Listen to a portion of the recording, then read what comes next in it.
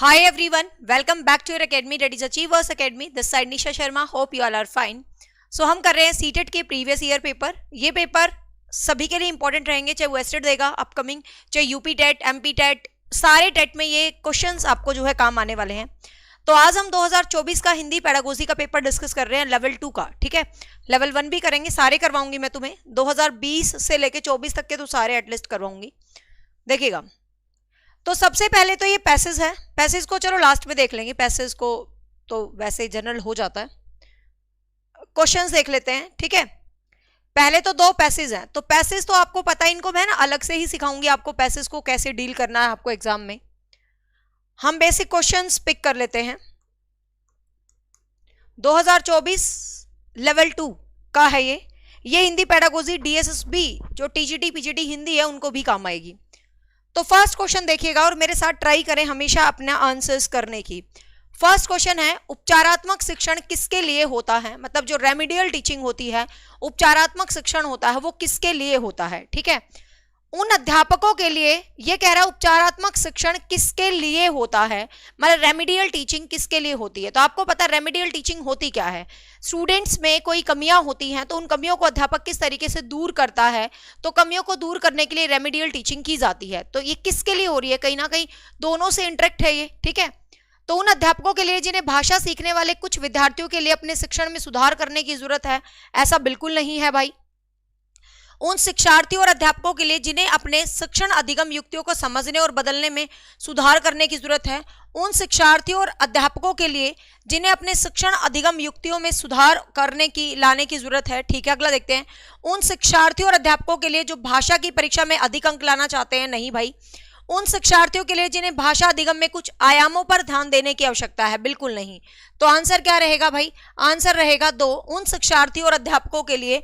मतलब आपको पता है ये टीचर और स्टूडेंट. वेरी गुड नीरू, धनीता और बी हैप्पी, बिल्कुल सही उत्तर दिया है. आंसर आप जरूर करने की कोशिश करें साथ, क्योंकि उससे आपकी अच्छी तैयारी होती है, आपका खुद का भी माइंड चलता है कि ये उत्तर होगा. स्क्रीन पर आते ही देख लिया करो. ठीक है, तो आंसर यहां पर 2 रहने वाला है.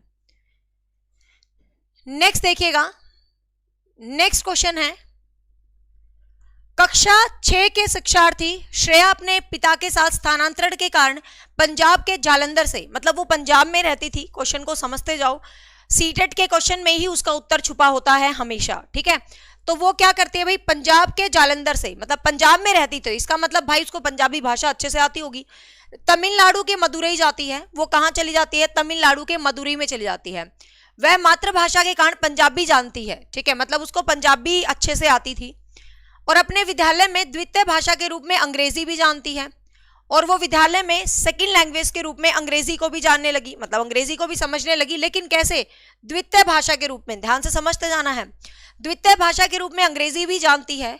उसने अपने पड़ोसियों की मदद से तमिल बोलना भी सीख लिया. मतलब जब वो पंजाब से मदुरई आई तो पड़ोसी बोल रहे थे तमिल, तो वो भी तमिल बोलने लगी. तो इसका मतलब क्या है? वो पड़ोसियों के साथ साथ भाषा को अर्जित कर रही है, ऑटोमेटिक उसको भाषा आ रही है. ठीक है, पढ़ना सीख जाती है. तो उसके द्वारा भाषाओं के संदर्भ में कौन सा कथन सही है आपको वो बताना है. अब देखते हैं, तमिल भाषा अर्जन, ये जो सीरीज मैं आपको पढ़ा रही हूं, अपकमिंग जिनका एस्टेट है ये उनको भी काम आएगी. रीजन क्या है? वैसे तो एस्टेट में हिंदी ग्रामर और इंग्लिश ग्रामर ही आई थी, इस बार वही आती है, लेकिन कुछ सिर पैर नहीं है. सिलेबस में ये दिया था तो आधे क्वेश्चन ये भी आ सकते हैं, ग्रामर भी आ सकती है, तो सब कुछ पढ़ना हमें. ठीक है, बेसिकली एस्टेट में ग्रामर डोमिनेशन होता है. पहले तो सिर्फ और सिर्फ ग्रामर ही आती थी, बट पिछले साल सिलेबस चेंज किया था. चेंज करने के बाद भी ग्रामर ही दी थी पेपर वालों ने. ठीक है, हल्ला हुआ था. तो क्या पता इस बार गवर्नमेंट कुछ पेडागोजी भी ऐड कर सकती है. तो इसीलिए जो अपकमिंग सीटेट वाले हैं वो भी सीरीज को सीरियस ले, एस्टेट वाले. ठीक है, हाँ यस कुलदीप, बिल्कुल आप चंडीगढ़ पीआरटी पे काम करो. तो ये आपको बताना है कौन सी सीरीज सही है. तो तमिल भाषा अर्जन है, अंग्रेजी और पंजाबी भाषा अधिगम है. आपको पता है पंजाबी तो उसकी खुद की भाषा थी, तो अर्जन क्या होता है? जो हमें ऑटोमेटिक आ जाती है, जो सहज ही हमें आती होती है, जिसके लिए हमें एफर्ट्स नहीं लगाने पड़ते. तो आपको पता है वो क्या होता है? अर्जन होता है, जिसके लिए आपको एफर्ट्स नहीं लगाने पड़ते, जो आपको नेचुरल आ जाती है, जो आपको सहज ही आ जाती है, तो वो हमेशा अर्जन होता है. अधिगम कौन सा होता है? जिसको आप सीखते हो, एफर्ट लगाते हो जिसके ऊपर. तो पंजाबी हमेशा इसमें अर्जन होगी, सीधी सी बात है. तो देखिए, तीनों भाषाएं अधिगम है, ये ऑप्शन तो नहीं होगा. इसमें पंजाबी को अधिगम बोल दिया, ये ऑप्शन तो बिल्कुल नहीं होगा. अंग्रेजी भाषा अर्जन, अंग्रेजी तो अर्जन है ही नहीं, अंग्रेजी तो दूसरी भाषा के रूप में वो सीख रहा है, तो ये ऑप्शन तो बिल्कुल नहीं होगा। तो सीधी सी बात है, पंजाबी और तमिल भाषा अर्जन है। क्यों? क्योंकि पंजाबी तो उसकी मदर टंग थी, उसको आती ही थी। तमिल उसने किससे सीखा भाई? देखो, 80 पड़ोसियों से। तो जब आस पड़ोस वालों से आप सीख रहे हो तो इसका मतलब वो भी तो अर्जित ही हो रही है, तो वो भी अर्जन हो गया। और अंग्रेजी भाषा अधिगम के अंतर्गत आती है, तो आंसर रहेगा 4। हमारा मकसद कभी भी ये नहीं है कि उस क्वेश्चन का उत्तर बताना, मेरा मकसद है आपको इस सीरीज में इस कदर क्वेश्चंस करवा देना, Hindi pedagogy, English pedagogy, SST pedagogy, math science pedagogy and CDP तो है स्पेशल, कि आप पेपर में क्वेश्चंस कराओ, बस ये आपका मुद्दा होना चाहिए। ठीक है, एसएसटी भी मैं करवा दूंगी। अभी जुलाई में है ना पेपर, अभी अप्रैल है, मई जून पूरा 2 महीने में तुम्हें सारे सब्जेक्ट्स करवा दूंगी धीरे धीरे। ठीक है, सीटेट वालों को ग्रामर की नीड नहीं है। देखो, थोड़ा सा ना कॉमन सेंस से काम लेना। सीटेट जो स्टूडेंट हैं उनको ग्रामर पढ़ने की आवश्यकता नहीं है। मैं बताती हूँ क्यों नहीं है, क्योंकि उनको जो ग्रामर आती है वो कभी भी डायरेक्ट नहीं आती है, वो पैसेज के अंदर 2-3 क्वेश्चन आते हैं, और वो इतने कॉमन क्वेश्चन होते हैं कि भाई तुम बचपन से ग्रामर पढ़ते आ रहे हो। हमेशा एग्जाम में आपको पता स्मार्ट बंदा पास होता है या पढ़ने वाला, बहुत पढ़ने वाला पास नहीं होता, जो स्मार्ट तरीके से पढ़ता है वो पास होता है। अब सीटेट के नाम पे तुम हिंदी ग्रामर, पूरी ग्रामर इंग्लिश क्यों पढ़ रहे हो? बैच के अंदर यदि तुम्हें दे रखी है ना, तो वो इसलिए दे रखी है क्योंकि वो बैच यूपी टेट का भी है, वो बैच एमपी टेट का भी है, पी टेट का, उसमें ना एसटेट को छोड़ के सारे टेट के बच्चे हैं। ठीक है, तो वो कॉम्प्लीमेंट्री वहां हिंदी और इंग्लिश ग्रामर है, आपको वो पढ़ने की जरूरत बिल्कुल नहीं है सीटेट वालों को। ठीक है, आप तो पेडागोजी पढ़े, साथ में जो मैं क्वेश्चंस पढ़ा रही हूं बस ये पढ़े। क्लियर? क्योंकि कॉमन सेंस से 3-4 क्वेश्चन जो पैसेज के अंदर आते हैं ना, वो पैसेज में से ही होते हैं, और इतना तो हमने सारी जिंदगी में हिंदी पढ़ी होती है कि वो आप वैसे भी डील कर जाओगे, तो स्पेशल टाइम देने की बिल्कुल जरूरत नहीं है। ज्यादा करना है तो 1-2 टॉपिक होते हैं, जैसे विशेषण है, ज्यादा करना है क्योंकि वो पैसेज के अंदर होते हैं, तो समझ बनानी है तो संधि, समास, विशेषण, सर्वनाम आप पढ़ सकते हो, बाकी आपको कोई जरूरत नहीं है बिल्कुल भी हिंदी ग्रामर पढ़ने की। ठीक है, तो आंसर रहेगा 4। नेक्स्ट क्वेश्चन बताइए भाई फटाफट, क्वेश्चन नंबर 8। निम्नलिखित में से कौन सा विस्तृत पठन का उद्देश्य नहीं है? इसने पूछा है विस्तृत पठन का उद्देश्य कौन सा नहीं है, फटाफट से आंसर करें। बहिर्वेशन, एक्स्ट्रापोलेटेशन के लिए पठन, मतलब विस्तृत पठन का उद्देश्य नहीं पूछा है, तो भाई बाहर के लिए पढ़ना, आनंद के लिए पढ़ना विस्तृत पठन का उद्देश्य नहीं है, कि आपको एंजॉयमेंट आ रहा है। सराहना बोध के लिए पठन या व्याकरण अधिगम के लिए पठन। अब देखिएगा यहां पर ये क्या कह रहा है भाई, निम्नलिखित में से कौन सा विस्तृत पठन का उद्देश्य नहीं है? विस्तृत पठन का मतलब क्या होता है? जब आप किसी भी चीज को पूरा एनालिसिस करके पढ़ते हो तो उसका उद्देश्य क्या नहीं है? आनंद के लिए पठन, वैसे सही मायने में आनंद के लिए जो हम पढ़ते हैं वो इंटरनल होता है, मतलब वो मतलब कहते हैं ना इंटरनल पठन होता है जिसको हम आनंद के लिए पढ़ते हैं, वो विस्तृत के अंदर नहीं आता है। एक्स्ट्रापोलेशन पठन, मतलब बहुत सारी चीजों को एक्सप्लोर करते हुए पढ़ोगे तो विस्तृत पठन में आएगा, जरूर आएगा। ठीक है, व्याकरण अधिगम के लिए पठन, जब आप किसी भी चीज को विस्तृत तरीके से पढ़ रहे हो तो कहीं ना कहीं उसके अंदर व्याकरण भी तो इंक्लूड होगी। ठीक है, सराहना बोध के लिए पठन, आनंद, वैसे तो आनंद इंटरनल में आता है, बट आनंद कैसी चीज है? आनंद आपको एक्सटर्नल चीजों में भी आ सकता है, इंटरनल चीजों में भी आ सकता है। सराहना बोध के लिए पठन, देखो वैसे तो हर किसी को अप्रिसिएशन पसंद होता है, लेकिन आप ये नहीं कह सकते कि आप सराहना के लिए पढ़ रहे हो, कि आपको तारीफ चाहिए आप इसलिए पढ़ रहे हो, है ना? तो सराहना बोध पठन के लिए नहीं होगा, इसका आंसर 4 रहेगा, 4। नेक्स्ट देखिएगा,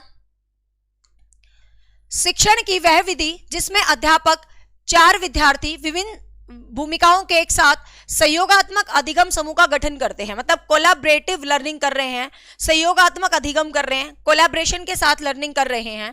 पाठ्य वस्तु की विषय वस्तु पर संवाद किया जा रहा है, जो पाठ्य वस्तु है उसकी विषय वस्तु पर संवाद किया जा रहा है, मतलब आपका जो इंडेक्स है जो वो है सब, इससे समीपस्थ विकास का भी क्षेत्र, मतलब उनका जो जेडपीडी है वो भी आ रहा है।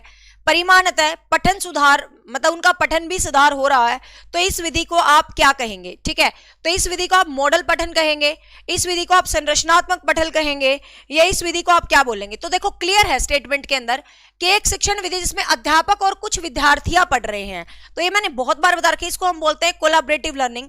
मतलब जब आप और स्टूडेंट्स मिलकर पढ़ते हो तो हमेशा ये होता है कोलैबोरेशन लर्निंग। ठीक है, और कोलैबोरेटिव लर्निंग को हिंदी में बोलेंगे पारस्परिक शिक्षण। ठीक है, कोलैबोरेटिव लर्निंग को हिंदी, ना तो ये व्याकरण अनुवाद है, ना ये मॉडल है, ना ये संरचनात्मक है। ठीक है, संरचना हो रही है उसकी, मतलब समीपस्थ शब्द से आपको देख के लगेगा कि उससे समीपस्थ विकास का क्षेत्र हो रहा है, तो भाई कुछ ना कुछ संज्ञान भी उनको मिल रहा है, लेकिन जब मिलकर पढ़ते हैं तो ये हमेशा कोलैबोरेटिव लर्निंग होता है। ठीक है, तो आंसर रहेगा 1। नेक्स्ट क्वेश्चन है, वह भाषा क्या है जिसका प्रयोग हम दिन प्रतिदिन आमने सामने की अंतक्रिया के लिए करते हैं? तो ये तो बहुत ही आसान है, दिन प्रतिदिन आमने सामने, जो बेसिक इंटरेक्शन आपका होता है दिन प्रतिदिन आमने सामने, तो इसको हम क्या बोलते हैं? बेसिक इंटरेक्शन कम्युनिकेशन आपका स्किल होता है ये। तो बुनियादी अंतर्वैयक्तिक स्किल मतलब बेसिक इंटरेक्शन स्किल, मतलब जो दिन प्रतिदिन डेली के व्यवहार की, जो हम आप और मैं आपस में बातें करते हैं, घर वाले ये वो कोई भी, तो सब बेसिक इंटरेक्शन होता है ये हमारा बुनियादी बेसिक जो इंटरेक्शन कम्युनिकेशन स्किल होता है ये। ठीक है, संप्रेषणात्मक भाषा कौशल क्या होता है? जब आप दो लोग आपस में बात करते हैं। ठीक है, अंतर्वैयक्तिक भाषा निपुणता, इसके अंदर तो प्रोफिशिएंसी देखी जाती है भाषा की। संज्ञानात्मक अकादमिक, इसके अंदर आपका कॉग्निटिव अकादमिक लैंग्वेज देखी जाती है, मतलब एक संज्ञान वाली जिसके अंदर चिंतन ये वो सब कुछ आ जाता है, वो वाली भाषा। ठीक है, तो यहां पर क्या रहेगा? ये आपकी बेसिक भाषा रहेगी, तो आंसर यहां पर 1 रहेगा। आंसर क्या रहेगा? 1। नेक्स्ट देखिएगा, एक शिक्षार्थी किसी विशेष जानकारी, ये सब सही उत्तर दे रहे हैं, वेरी गुड, शाबाश। जो सही उत्तर दे रहे हैं उनको बहुत बहुत शाबाशी। चलो, एक शिक्षार्थी किसी विशिष्ट जानकारी प्राप्त करने के लिए समाचार पत्र से समाचार पढ़ती है, तो ये तो बहुत बार आपने पढ़ रखा होगा। इंग्लिश और हिंदी में यदि आप बात करें, पेडागोजी बिल्कुल सेम है। एक चीज पे ना काम करना, इंग्लिश और हिंदी की पेडागोजी बिल्कुल सेम है, तभी तो सीटेट यूं ही बल्क में पास हो जाता है। आपने एक लैंग्वेज को पढ़ लिया, दूसरी लैंग्वेज ऑटोमेटिक आ जाती है, बिल्कुल सेम है ये। ठीक है, देखिए, एक शिक्षार्थी किसी विशेष जानकारी को प्राप्त करता है तो वह समाचार पत्र को पढ़ता है, तो किस प्रकार का रीडिंग होता है? तो आपको पता है, जब आप किसी स्पेसिफिक चीज के लिए पढ़ते हो, किसी स्पेसिफिक चीज के लिए पढ़ते हो, तो इसको हम क्या बोलते हैं भाई? बारीकी से पठन बोलते हैं। जब आप मैं भूल गई इंग्लिश में इसको क्या बोलते थे, मैंने खूब पढ़ा था, डीप रीडिंग पता नहीं, और बहुत ट्रिक लगा के पढ़ा था, हाउ कैन आई फॉरगेट। मैंने तुम्हें बहुत अच्छे से, ये 2 शब्द है ना मेरे दिमाग से उतर रहे हैं बिल्कुल, और मैंने तुम्हें ये बताया था कि ऐसा करोगे तो देखो अंदर से फील आ रहा है कि डीप रीडिंग कर रहे हो, ऐसा करोगे तो ऐसे लग रहा है ऊपर ऊपर से रीडिंग कर रहे हो। इंग्लिश में इनको कुछ बोलते थे, मेरे दिमाग से स्किप हो गया, कोई बात नहीं, इंग्लिश लैंग्वेज करेंगे कल, उसमें आ जाएगा। ठीक है, तो बारीकी से पठन रहेगा इसका आंसर 111 का, बारीकी से पठन। और वो ना मेरे मुंह पे नहीं आ रहा, मेरे दिमाग में शब्द घूम रहे हैं दोनों, जो मैंने तुम्हें रीडिंग के लिए टाइप में बताए थे। नेक्स्ट देखिएगा, मिडिल स्तर पर अध्यापन कराने वाले एक अध्यापक एक पाठ्य सामग्री छोटी कहानी पठन के लिए देती है, मतलब मिडिल स्तर पर हो आप हो। हाँ, स्कीमिंग और स्कैमिंग, कुछ ये वाले वर्ड थे, या शाबाश अंजू। हाँ, तो स्कैन और स्कीमिंग, यस यही वर्ड थे। देखिए, अब मिडिल स्तर पर अध्यापन करने वाली अध्यापक एक पाठ्य सामग्री छोटी कहानी पठन के लिए देती है, मतलब एक छोटी कहानी पठन के लिए देती है, और कहती है सत्ता एवं न्याय के दृष्टिकोण पर पाठ्य सामग्री के अर्थों की चर्चा करो। मतलब वो एक छोटी सी कहानी आपको देती है और आपको कह रही है कि इस कहानी को न्याय की दृष्टि से, सत्ता की दृष्टि से, मतलब आप उस कहानी को क्या करो भाई, वो करो, मतलब एक तरह से एनालिसिस करो। ठीक है, अध्यापक अपने विद्यार्थियों में किसका विकास करिए? देखो, मिडिल स्तर पर एक अध्यापिका पाठ्य सामग्री में एक छोटी कहानी पठन के लिए दे रही है, मतलब वो कह रही है भाई एक छोटी सी कहानी है, उसको पढ़ो और उसको एक विवेचन करो, तो वो समालोचनात्मक विवेचन तो करवा रही है, सीधी सी बात है। तो ये तो नहीं होगा, समालोचनात्मक तो वो करवा रही है, क्यों? क्योंकि वो दृष्टिकोण की बातें कर रही है, अर्थ को बोल रही है, विचारों को बोल रही है, वो समालोचनात्मक दृष्टिकोण तो बच्चे का करवा रही है। लेकिन अब मुद्दा यह है कि आपको बताना कि वो समालोचनात्मक शिक्षा शास्त्र करवा रही है, समालोचनात्मक भाषा करवा रही है, साक्षरता तो नहीं करवा रही, क्योंकि बच्चा मिडिल स्तर पर आ चुका है। अब मिडिल स्तर पर आ चुका है तो उसको अक्षर ज्ञान है अच्छे तरीके से, तो इसको भी आप एलिमिनेट कर दो। अब देखो, समालोचनात्मक शिक्षा शास्त्र का क्या मतलब होता है कि वो अपनी पेडागोजी को यूज कर रही है, नहीं, वो यहां पर बच्चों को कहानी पठन के माध्यम से उनकी भाषा का भी तो विकास कर रही है, क्योंकि जब कहानी पठन हो रहा है तो बच्चे की भाषा भी तो विकसित हो रही है। तो यहां पर क्या आ जाएगा भाई? समालोचनात्मक भाषा विकास। आंसर क्या रहेगा? 2। यस। क्या बात, क्लास रुक गई क्या? कमेंट रुक गए?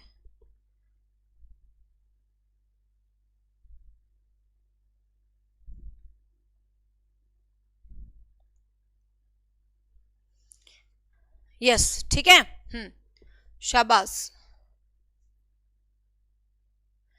मीनाक्षी, मैं चेक कर दूंगी आईसीटी की रिवीजन सिर्फ 59 मिनट की कैसे सेव हुई है, सर ने तो क्लास 1.5 घंटे से ऊपर ली थी, वो देखती हूँ क्या पंगा है उस क्लास के अंदर।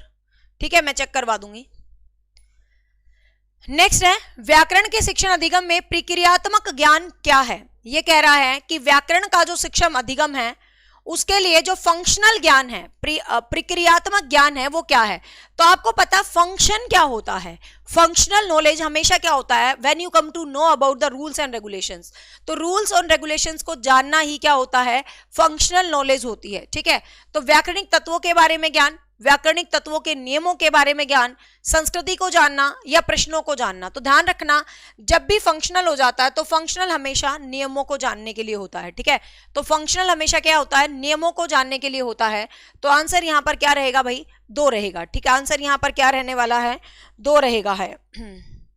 हाँ, पिंकी पंजाबी का सॉल्यूशन आ जाएगा। वो सर ने वीडियो तो भेजी है, मुझे नहीं पता क्या इशू आ रहा है। जब मैं उसको डाउनलोड करती हूँ तो वो 0 मिनट डाउनलोड हो रही है। ठीक है, देखती हूँ मैं उसको मेल पे कैसे कन्वर्ट करवा के दोबारा दिखवा के पंजाबी के आंसर की आपको मिल जाएगी। तो यहां पर आंसर क्या रहेगा? 2 रहेगा। ठीक है,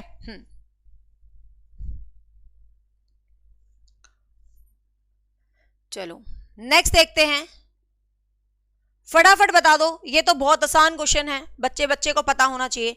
त्रिभाषा सूत्र के बारे में कौन सा कथन सही है? आपको बताना है which is the right statement for tri language formula. त्रिभाषा सूत्र के लिए कौन सा कथन सही है? देखते हैं। अंग्रेजी हिंदी घर की भाषा। अंग्रेजी घर की भाषा नहीं है भाई। ठीक है, अंग्रेजी घर की भाषा नहीं है, आपको पता है। मातृभाषा घर की भाषा हिंदी प्रथम भाषा, मातृभाषा घर की भाषा अंग्रेजी प्रथम भाषा नहीं है। मातृभाषा घर की भाषा तृतीय भाषा क्षेत्रीय भाषा प्रथम भाषा के रूप में। देखिए, अंग्रेजी हिंदी घर की भाषा स्थानीय भाषा प्रथम भाषा के रूप में, अंग्रेजी प्रथम भाषा के रूप में नहीं है, तो इसको काट दो। मातृभाषा घर की भाषा हिंदी प्रथम भाषा के रूप में, मातृभाषा है घर की भाषा है हिंदी प्रथम भाषा, मातृभाषा घर की भाषा अंग्रेजी प्रथम भाषा के रूप में, मातृभाषा घर की भाषा क्षेत्रीय भाषा प्रथम भाषा के रूप में। तो यहां पर क्या आएगा भाई? मातृभाषा घर की भाषा और हिंदी, क्योंकि त्रिभाषा सूत्र के अंदर क्या है? आपकी मातृभाषा, आपकी लोकल लैंग्वेज और हिंदी। ठीक है, क्योंकि हम हिंदी भाषिक प्रदेश के अंदर रहते हैं। तो मातृभाषा घर की भाषा और हिंदी भाषा। तो आंसर क्या रहेगा आपका? 2 रहेगा। ठीक, आंसर आपका क्या रहेगा भाई? 2 रहेगा। वेरी गुड, शाबाश, सब उत्तर सही दे रहे हैं। अच्छा लगता है जब मुझे तुम उत्तर सही देते हो। नेक्स्ट देखिएगा, एक भाषा अध्यापक अंग्रेजी में कहानी सुनाती है। ठीक है, एक भाषा की अध्यापक है, वो अंग्रेजी में कहानी सुनाती है। मैं तुम्हें थ्रस्टी क्रो की कहानी सुना रही हूं। ठीक है, और शिक्षार्थियों से कहती है कि उन्हें जो भी भाषा आती है, और कहती है भाई जो तुम्हें भाषा आती है, मतलब मैंने तो तुम्हें अंग्रेजी में कहानी बता दी, लेकिन तुम्हें जो भी भाषा आती है उस भाषा में कहानी समूह में सुनाए। ठीक है, ये क्या कहती है भाई? जो तुम्हें भाषा आती है, मुझे कोई दिक्कत नहीं है तुम्हें कौन सी भाषा आती है, उस भाषा में तुम कहानी को सुना दो। कक्षा की सामान्य भाषा में यही कहानी सुनाए। एक मिनट, उस भाषा में यह कहानी समूह में सुनाए। पहले तो उस कहानी को आप समूह के अंदर सुना दो, ग्रुप के अंदर, जिस भाषा में तुम्हें वो आता है। ठीक है, और फिर सामान्य भाषा में यही कहानी सुनाए, और फिर जो जनरल लैंग्वेज है आपकी उसके अंदर यही कहानी सुनाए। इस शिक्षण शास्त्रीय युक्ति को किस रूप में जाना जाएगा? ठीक है, इसको देखिए, ट्रांस लैंग्विज्म जाना जाएगा, बहुभाषा शिक्षण जाना जाएगा, बहुभाषा अर्जन या बहुभाषिक नीति। अब इस क्वेश्चन को थोड़ा सा ध्यान देने की जरूरत है। इस क्वेश्चन के 2 आंसर बन रहे हैं, एक बहुभाषिकता बन रही है और एक परभाषा व्यवहार ट्रांस रेगुलेजिंग जो है भाषा बन रही है।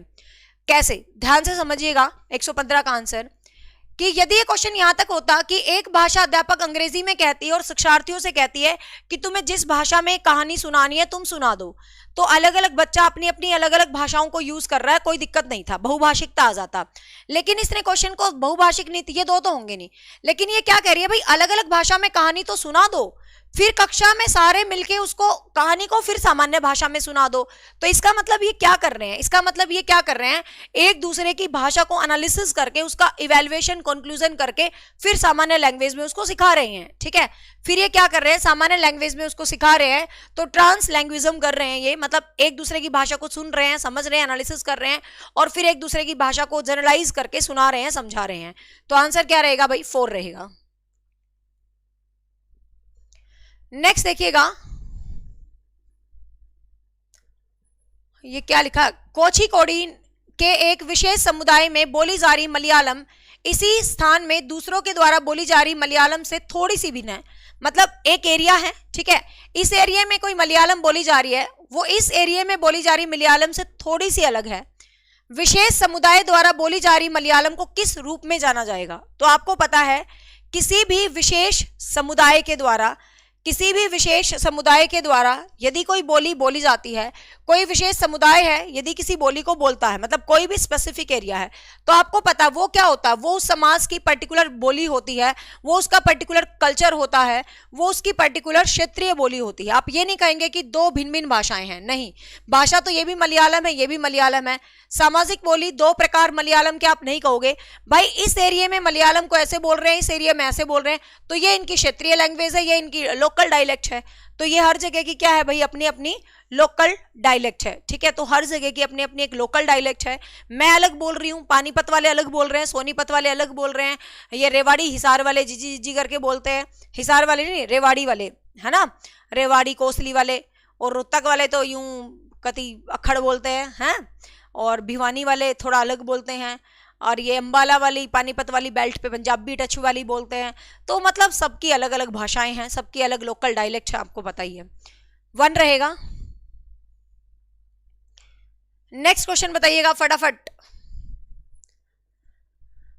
अंतर्भाषिक पहचान क्या होती है? अंतर्भाषिक पहचान, इस क्वेश्चन को ध्यान से समझना और बताना। अंतर्भाषिक पहचान, अंतर्भाषिक पहचान क्या है? अंतर्भाषिक का मतलब क्या है?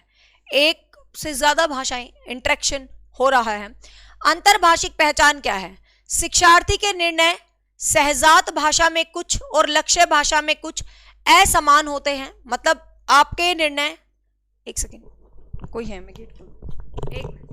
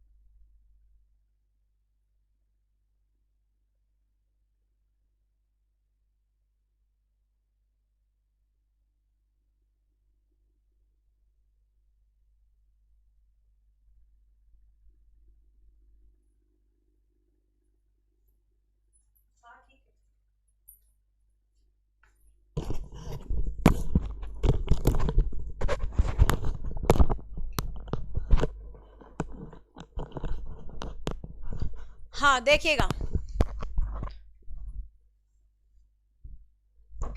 अंतर्भाषिक पहचान क्या होती है? तो अंतर्भाषा क्या होती है? जब दो लैंग्वेजेस का कुछ इंटरकनेक्शन होगा। शिक्षार्थी के निर्णय, शिक्षार्थी के जो निर्णय होते हैं सहजात भाषा में कुछ और लक्ष्य भाषा में कुछ और होते हैं।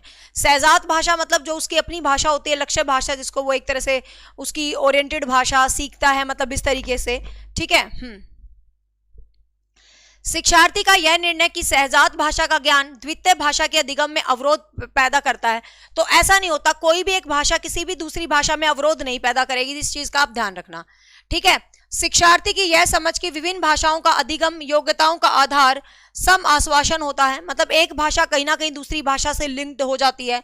शिक्षार्थी के निर्णय कुछ तो सहजात भाषा में होते हैं और कुछ लक्ष्य भाषा में समान होते हैं, ऐसा नहीं कह सकते, क्योंकि देखो अंतर्भाषिक पहचान का आपने सुना होगा कि सारे डेवलपमेंट आपस में मिक्स होते हैं। सारी भाषाएं कहीं ना कहीं, मैं एक भाषा सीख रही हूँ फिर मैं दूसरी भाषा में इंटरेक्शन कर रही हूँ, तो कुछ ना कुछ मेरा कनेक्टिविटी एक भाषा का दूसरी भाषा से बनता है हमेशा, ठीक है।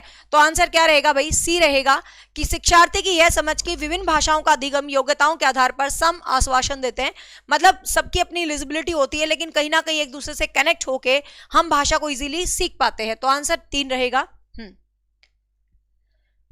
नेक्स्ट देखिएगा, नेक्स्ट क्वेश्चन है, नीचे दिया गया अधिगम कार्य शिक्षार्थियों को भिन्न भिन्न समूह में करने के लिए दिया गया है। पता लगाइए कि शब्द संपदा के अधिगम की इस गतिविधि को किस रूप में जाना जाएगा। ठीक है, निम्नलिखित शब्दों से संबंधित शब्द और वाक्यों का पता लगाना आपने कि देखो परिवार, संबंध, भावनाएं, तो ये शब्द समूह है, ये शब्द जाल है, शब्द शब्दावली है, थीम आधारित है। देखो तो परिवार, परिवार के क्या संबंध है, क्या रिलेशंस हैं, क्या भावनाएं हैं, क्या इमोशंस हैं। तो इस तरीके से जब हम कोई भी बच्चों को वर्ड देते हैं तो कहते हैं ना हम उनसे कोई ना कोई पर्टिकुलर थीम पर कुछ ना कुछ एक्सप्रेशंस चाहते हैं, तो इसको हम बोलते हैं थीम आधारित शब्दावली। ठीक है, तो इसको हम क्या बोलते हैं भाई, थीम आधारित शब्दावली। तो आंसर यहां पर 4 रहेगा। ठीक है, आंसर यहां पर क्या रहेगा, 4 रहेगा। नेक्स्ट क्वेश्चन को देखिएगा, कक्षा 7 की अध्यापिका जोड़ियों में कार्य करवाने वाली गतिविधि करवा रही है। मतलब कक्षा 7 की अध्यापिका है, एक सेकेंड कमेंट हट गए थे।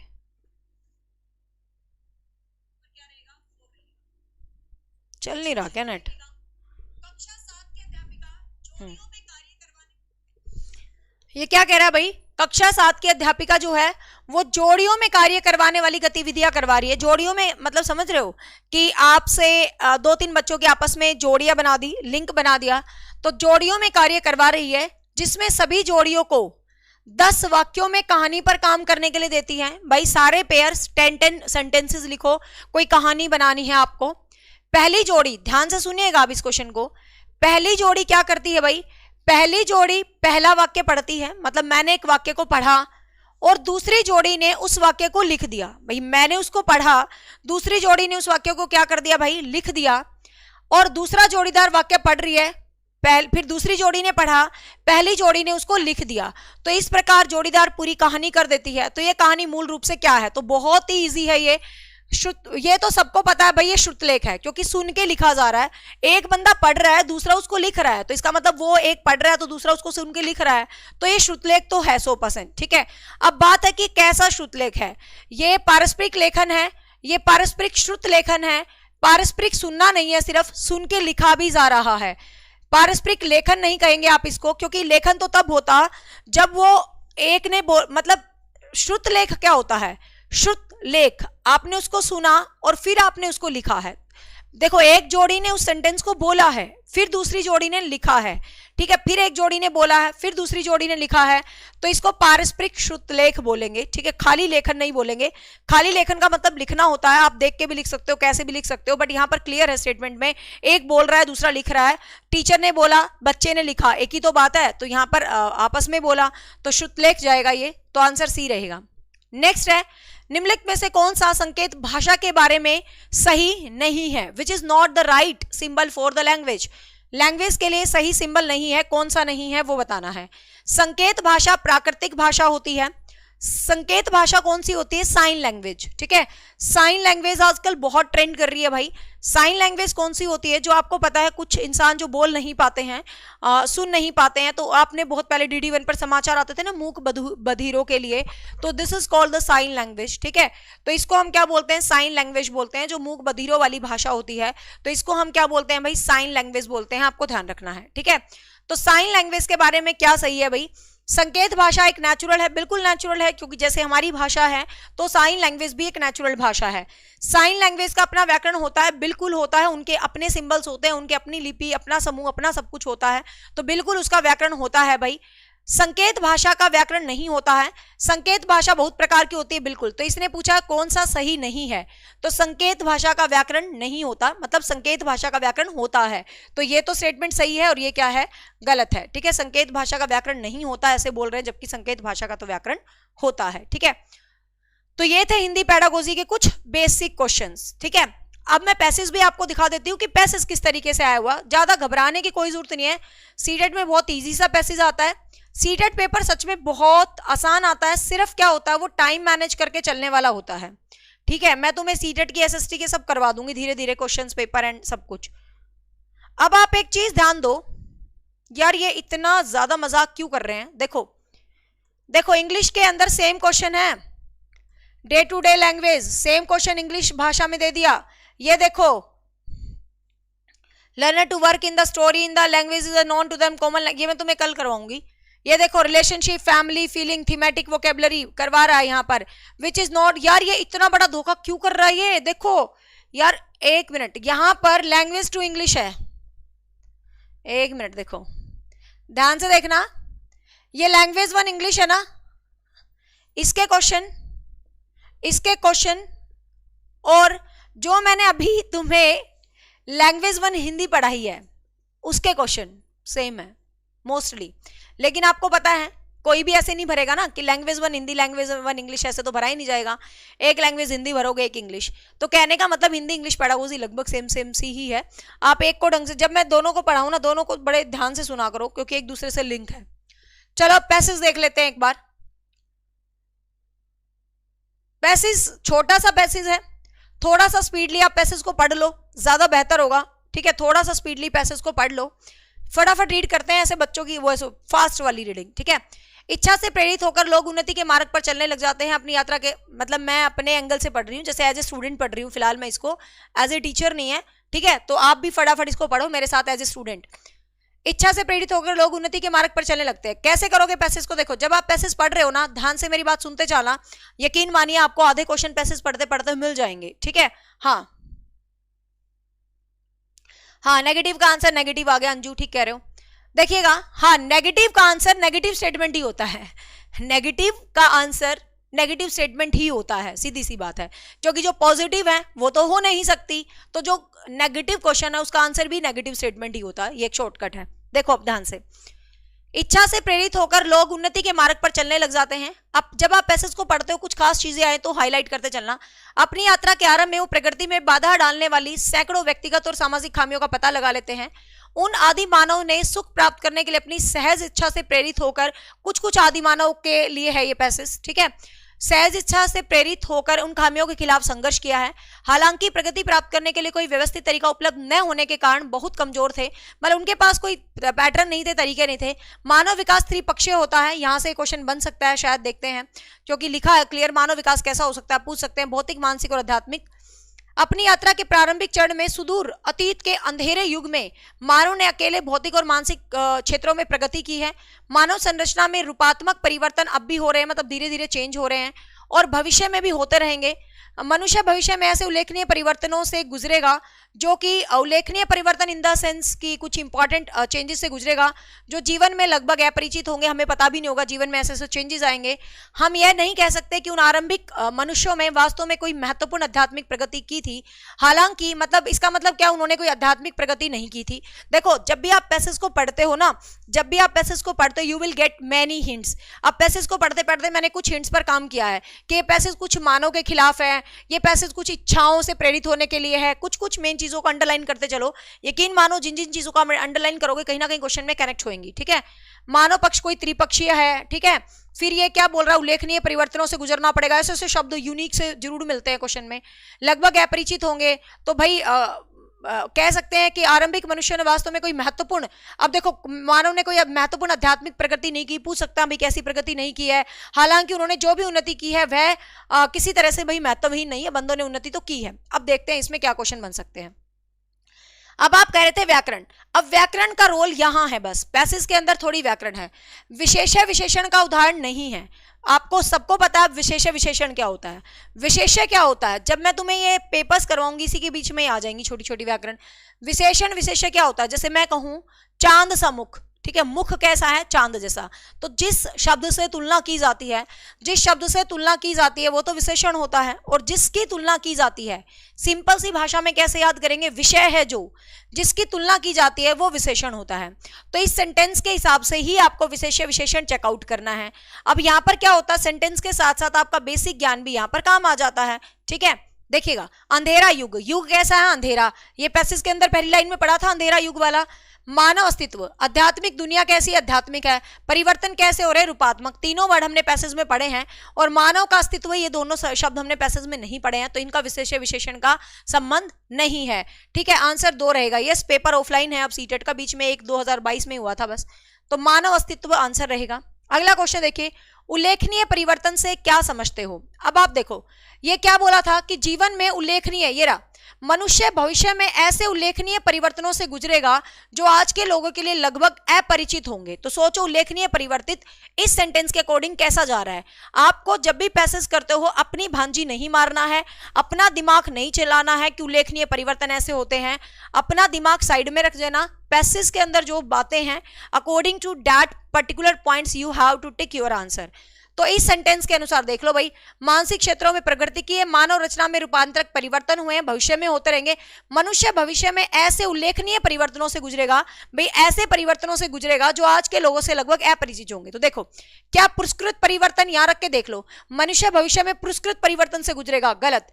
पुस्तकों में उल्लेखनीय परिवर्तन से गुजरेगा, बड़े बड़े परिवर्तन, अब बड़े बड़े की बजाय हम लिखेंगे महत्वपूर्ण परिवर्तन, वैसे बहुत महत्वपूर्ण परिवर्तन या बड़े बड़े, देखो वैसे तो मनुष्य भविष्य में ऐसे उल्लेखनीय परिवर्तनों से गुजरेगा जो आज के लोगों के लिए अपरिचित होंगे, बड़े बड़े परिवर्तन नहीं बोलेंगे हम, महत्वपूर्ण परिवर्तन इज मोर सुटेबल लैंग्वेज, ठीक है। तो ऐसे महत्वपूर्ण परिवर्तनों से गुजरेगा जो लोगों के लिए अपरिचित होंगे।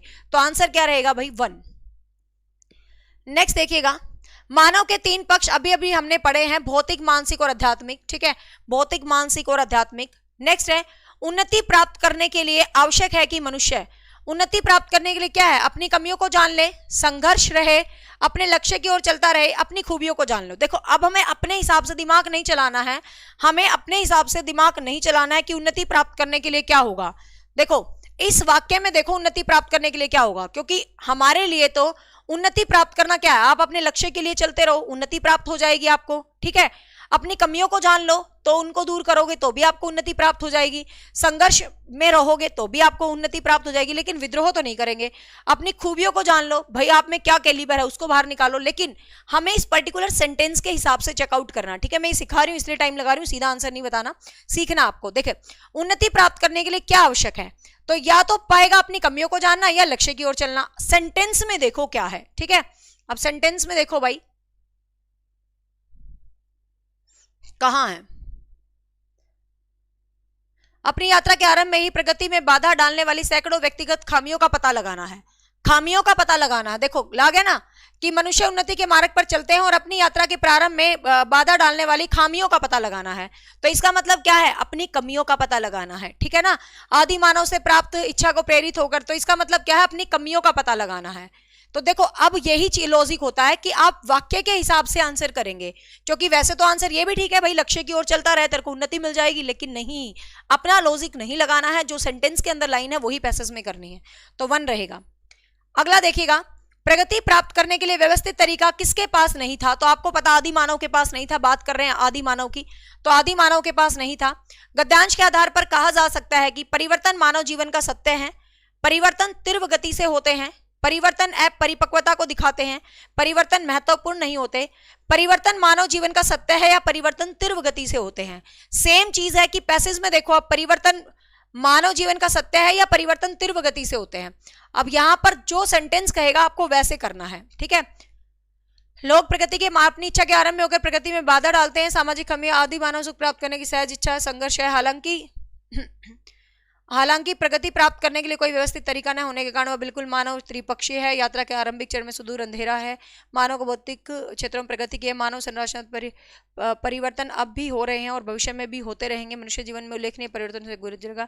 हम कहीं कह सकते हैं कि मनुष्य में कोई वास्तविक आध्यात्मिक नहीं है उन्नति की, मतलब तो मनुष्य ने क्या तीव्र गति से भाई परिवर्तन किया है, प्रारंभ से लेकर अब तक बच्चा परिवर्तन करता रहा है मनुष्य, ठीक है। तो मनुष्य ने क्या है, तीव्र गति से परिवर्तन किया, क्योंकि सेंटेंस में क्लियर नहीं लिखा बट सेंस आ रही है कि आदि मानव ये किया वो किया, फिर परिवर्तन तो होते ही रहते हैं, तो मतलब तीव्र गति से जो है परिवर्तन होते रहते हैं, ठीक है।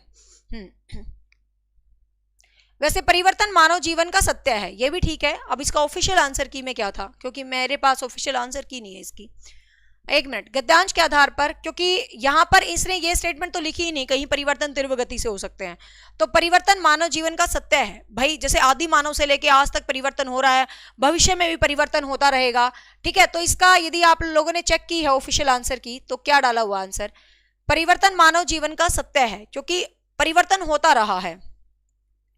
क्योंकि यहां पर एक जगह भी ऐसा नहीं है कि भाई कहीं भी ऐसा नहीं है स्टेटमेंट में कि परिवर्तन बहुत तेज गति से चल रहे हैं, भाई ये कह रहा है कि मनुष्य ने, आदि मानव ने भी परिवर्तन किया, अब भी परिवर्तन किया, परिवर्तन तो चलते ही रहते हैं। देखो मानव संरचना में रूपात्मक परिवर्तन अब भी चल रहे हैं, तो किसका मतलब क्या है कि परिवर्तन मनुष्य का जीवन का एक अटल सत्य है, परिवर्तन तो होते ही रहेंगे। ठीक है, तो यहां पर मेरे ख्याल से इसका आंसर 1 आना चाहिए। किसी ने ऑफिशियल आंसर की देखी है तो बता दो क्या दिया है, क्योंकि परिवर्तन तीव्र गति से होते हैं। एग्जैक्टली ये स्टेटमेंट कहीं भी नहीं है पैसेज के अंदर। ठीक है, पैसेज में ये स्टेटमेंट कहीं भी नहीं है, ये दो तो होंगे ही नहीं, और ये स्टेटमेंट पैसेज में नहीं है। आदि मानव से लेके और परिवर्तन होते ही रह रहे हैं, तो परिवर्तन तीव्र गति से होते हैं और परिवर्तन मानव जीवन का सत्य है। दोनों ही लॉजिक बिल्कुल सही जा रहे हैं। इस एक क्वेश्चन को यदि किसी बच्चे ने ऑफिशियल में देखा है तो मुझे फटाफट कमेंट कर दो, क्योंकि इसमें ना कुछ ज्ञान भंडार नहीं है कि भाई कोई ज्ञान दिखाना है मुझे, कोई क्वेश्चन का आंसर नहीं है ये एक पैसेज है। ठीक है, और पैसेज के अकॉर्डिंग जो लैंग्वेज जा रही है तो मानव जीवन का सत्य है, क्योंकि कहीं रैपिड चेंज वाला टाइप कहीं भी मेंशन नहीं है।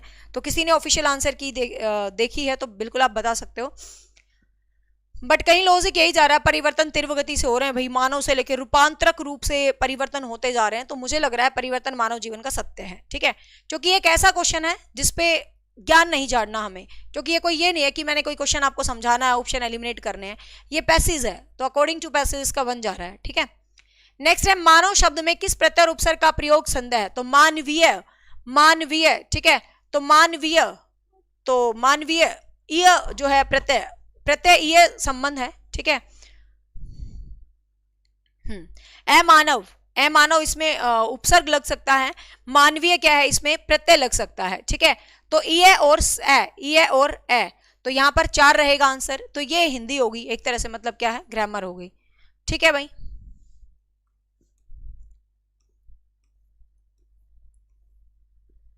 नेक्स्ट आदि मानव ने किस क्षेत्र में प्रगति नहीं कर पाया।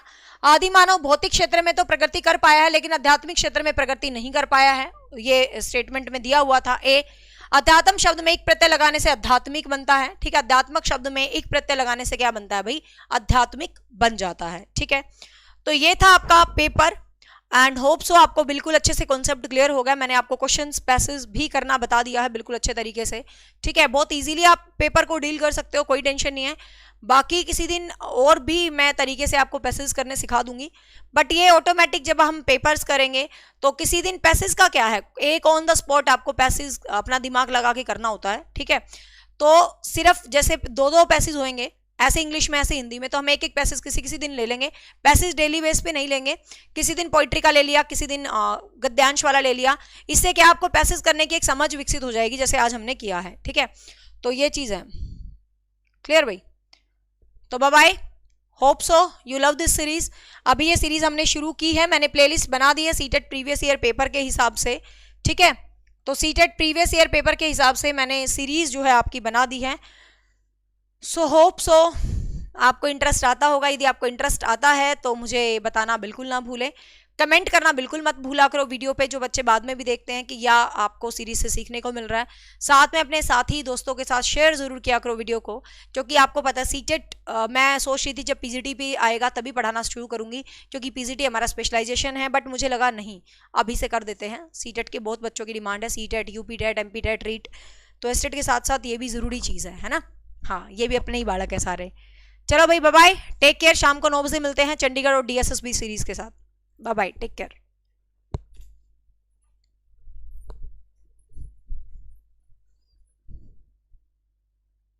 सब्जेक्ट के कोर्सेज में मैं आपको क्लियर बता रही हूँ, सब्जेक्ट कोर्स में सिर्फ सब्जेक्ट मिलता है, कॉमन सेक्शन अलग होते हैं क्योंकि सबका सब्जेक्ट अलग अलग होता है।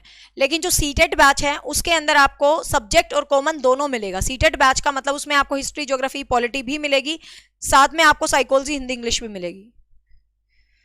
Bye bye, take care.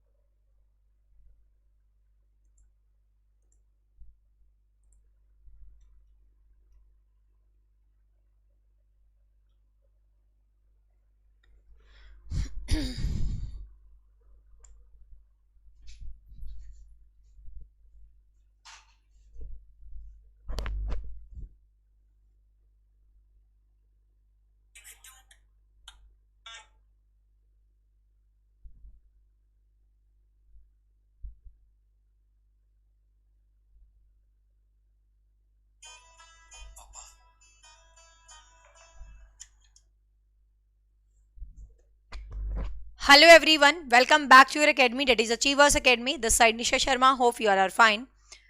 So सुबह जो सीरीज है वो सीटेट की ही होती है. एक्चुअली चंडीगढ़ वालों की जो है वो शाम को ही करवाऊंगी, क्योंकि बच्चे 3 दिन से हुई नहीं है सीटेट की सीरीज, तो इसीलिए बच्चों ने कहा मैम हमारी क्लास लेना. हाँ, तो सीटेट के प्रीवियस ईयर सीरीज हम डिस्कस कर रहे हैं, जिसके अंदर मैं आपको 2011 से लेकर 2024 तक के सभी प्रीवियस ईयर पेपर्स को करवाने वाली हूँ. ठीक है, तो इसके अंदर हम लास्ट 2011 का पेपर कर रहे थे, 2023-24 हम कर चुके हैं, तो 2 लेटेस्ट करेंगे, 2 ओल्ड, 2 लेटेस्ट 2 ओल्ड, इस तरीके से करेंगे. ठीक है, ताकि एक स्टैंडर्ड बना रहे सारा आपको. देखिएगा, आज जो हम क्वेश्चंस कर रहे हैं 2011 के हिंदी पेडागोजी के क्वेश्चंस कर रहे हैं लेवल 2 के. मैं ज्यादातर क्वेश्चंस लेवल 2 के इसलिए करवाती हूं क्योंकि आप ये मानिए लेवल 2 का आपने समझ लिया तो लेवल 1 ऑटोमेटिक आपका निकल जाएगा, कोई ज्यादा चक्कर में पढ़ने की आपको जरूरत नहीं है. ठीक है, हाँ, क्योंकि टाइम वेस्ट करने वाली बात है. बहुत ही आसान आसान से क्वेश्चन आए हुए हैं. जहां लेटेस्ट पेपर्स की बात है 22, 23, 24, तो वो दोनों लेवल्स की करवा दूंगी, और जो पुराने पेपर हैं वो सिर्फ लेवल 2 के करवाऊंगी, ताकि थोड़ा सा अप लेवल आप पढ़ो, है ना. साथ में जो हिंदी के स्टूडेंट हैं, जो D++ TGT हिंदी दे रहे हैं, कोई भी TGT हिंदी का एग्जाम दे रहे हैं, तो ये क्लास उनको भी वैल्यूएबल है. तो स्टार्ट करते हैं हम. लैंग्वेज 1 एंड लैंग्वेज 2, आपको पता है पेपर में लैंग्वेज 1 लैंग्वेज 2 दो लैंग्वेज आती हैं, बट यहाँ पर हमें तो प्रैक्टिस करनी है, तो मैं आपको लैंग्वेज 1 के भी क्वेश्चंस करवाऊंगी हिंदी, और लैंग्वेज 2 हिंदी के भी करवाऊंगी, दोनों को करवाऊंगी. तो फर्स्ट क्वेश्चन है, पैसेज को ड्रॉप कर दिया हमने. फर्स्ट क्वेश्चन है, पाठ में दिए गए चित्रों का क्या उद्देश्य होता है. मतलब आप कोई भी लेसन पढ़ते हो, ठीक है, एनसीईआरटी में बहुत सारे लेसन्स होते हैं, तो लेसन्स में कुछ कुछ तरीके देते हैं, कोई कोई चीजें देते हैं, तो क्या क्या मतलब होता है उनका, मतलब क्यों देते हो पिक्चर, क्या जरूरत पड़ेगी फोटो देने की. देखते हैं. चित्र अमूर्त संकल्पनाओं को समझाने में सहायता करते हैं, क्योंकि जो चीज़ है, जो आइडियाज़ हैं, जो हमें समझ नहीं आते हैं, तो हम उनके लिए हम मतलब हेल्प होती है. ये जो सीटेट की सीरीज है, इसकी प्लेलिस्ट मैंने बना दी है. यूट्यूब के ऊपर प्लेलिस्ट सेक्शन खोलोगे तो लिखा मिलेगा सीटेट प्रीवियस ईयर पेपर. ठीक है, चित्र से पाठ्य पुस्तक आकर्षक लगती है. यदि आप फोटोज छापोगे तो आपकी बुक बहुत अट्रैक्टिव हो जाएगी, ऐसा नहीं है. चित्र पाठ की शोभा बढ़ाते हैं, तो पाठ की शोभा बढ़ाते हैं ऐसा नहीं कह सकते.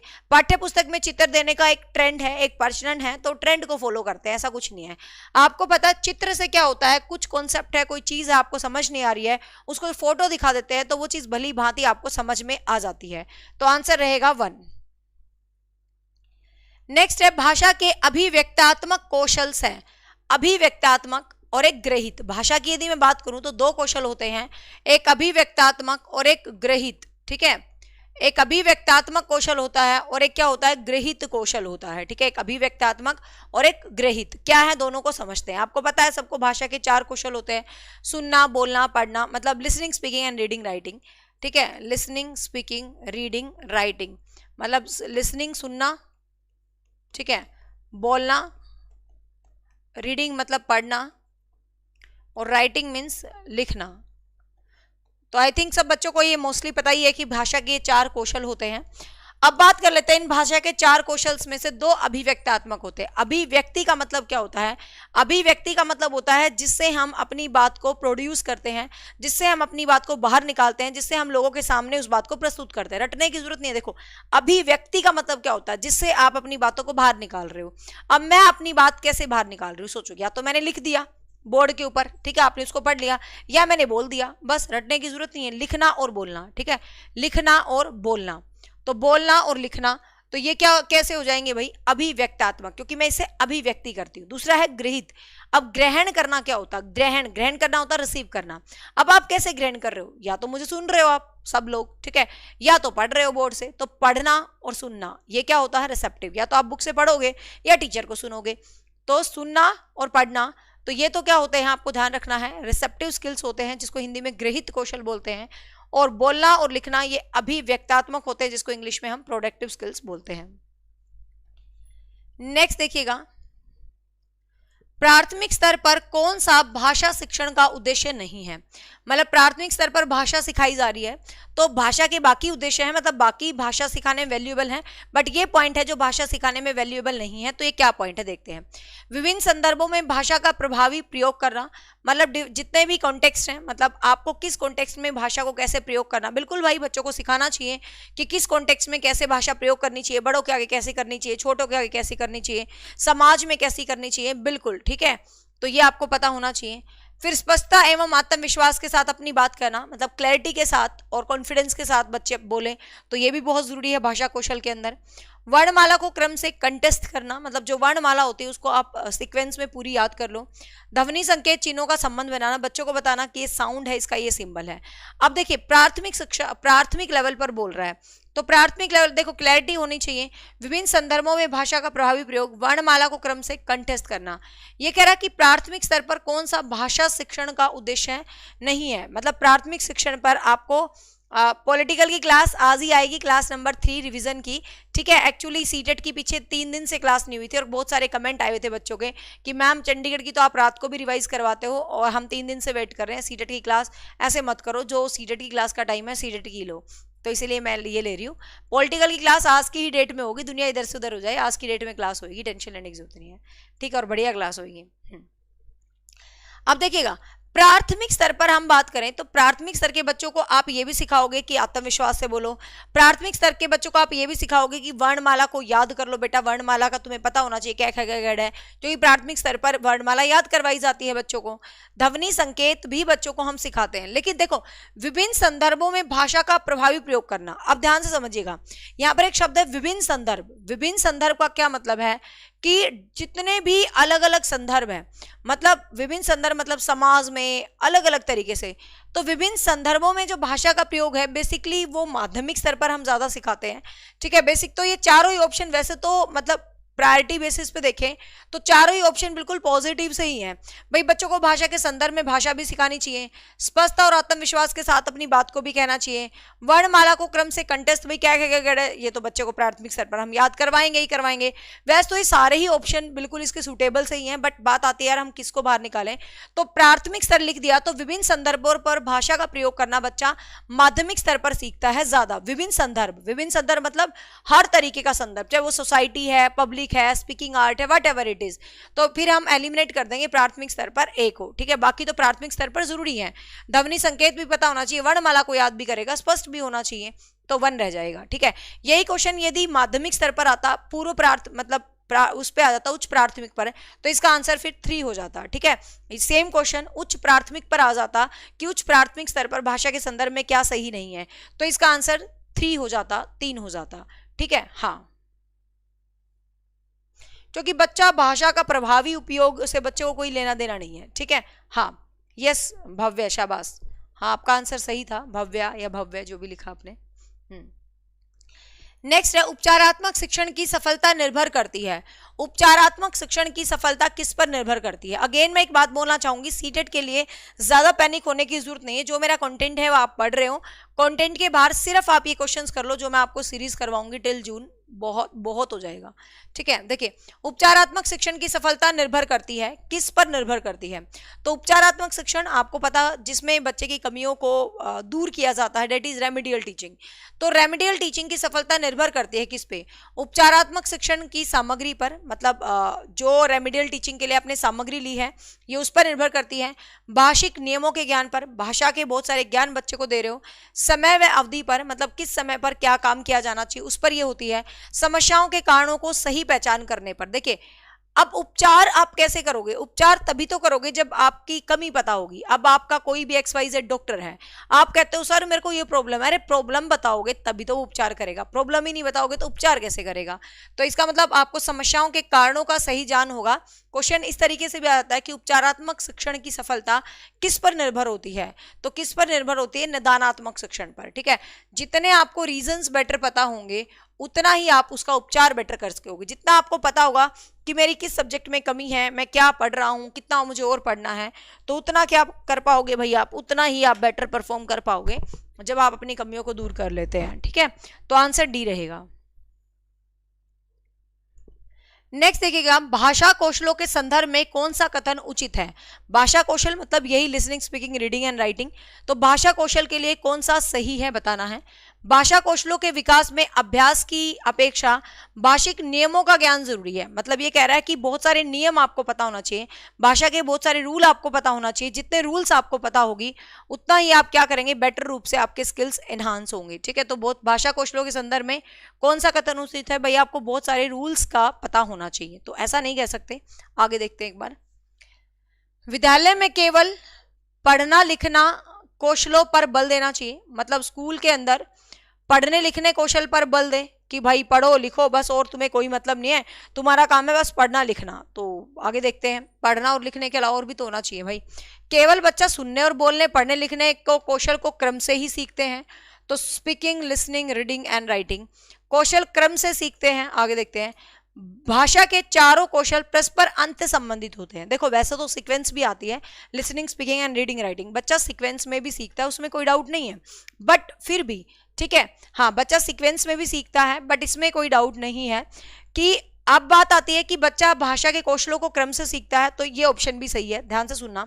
और भाषा कौशल अंत संबंधित है, दोनों ही बात बिल्कुल ठीक है। बट बात आती है मैडम, हम ऐसी बात एग्जाम में आ जाए तो हम किसके साथ जाएंगे, तो आप किसके साथ जाएंगे भाई, अंत संबंधित के साथ, क्योंकि अंत संबंधित है, इंटरेक्ट करके पढ़ रहे हैं, मतलब एक दूसरे से जुड़े हुए हैं सारे, ठीक है, तो हम अंत संबंधित ऑप्शन है तो इसके साथ जाएंगे।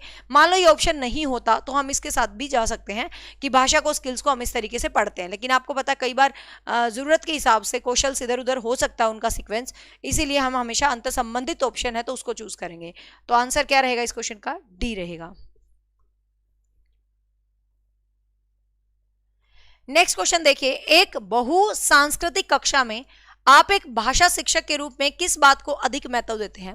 ये कहता है एक बहुसांस्कृतिक कक्षा, बहुसांस्कृतिक का मतलब मल्टी कल्चर, कोई बच्चा असम से है, कोई कहीं, मतलब अलग अलग मतलब टाइप के बच्चे हैं, एक तरह से अलग अलग एनवायरमेंट के बच्चे हैं।